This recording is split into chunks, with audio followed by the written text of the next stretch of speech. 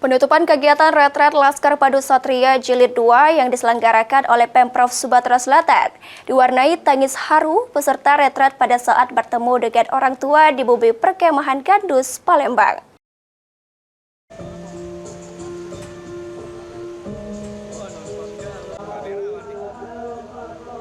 Penutupan kegiatan retret Laskar Padu Satria Jilid 2 yang diselenggarakan pemerintah Provinsi Sumatera Selatan di bumi perkemahan Gandus, Palembang diwarnai tangis haru peserta dan orang tua atas pencapaian perubahan karakter pelajar menjadi lebih disiplin, bertanggung jawab, dan memiliki akhlak yang lebih baik.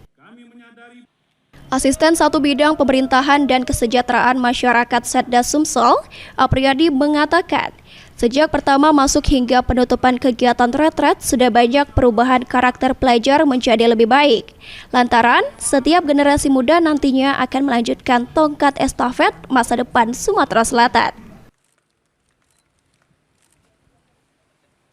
Mereka ini 10 hari di sini, kelihatan benar bahwa pada saat masuk dan setelahnya ini jauh sekali ada perubahan. Dan insya Allah kegiatan-kegiatan ini akan memberikan manfaat bagi mereka, juga bagi orang tuanya. Karena saya lihat di suasananya, anak dan orang tuanya juga cukup bangga dengan kegiatan ini. Dan kami, pemerintah Provinsi Sumatera Selatan melalui Pak Gubernur dan Pak Wakil Gubernur, kami akan tetap komitmen untuk melaksanakan, meneruskan dan melanjutkan kegiatan-kegiatan ini.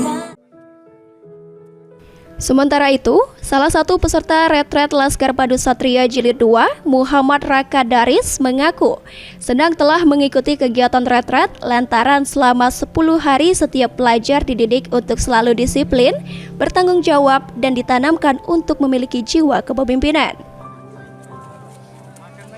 Mendapatkan suatu karakter, yaitu karakter kepemimpinan, kedisiplinan, serta tanggung jawab yang besar di retret ini. Selama ini saya di rumah tidak ada disiplin, bangun selalu siang.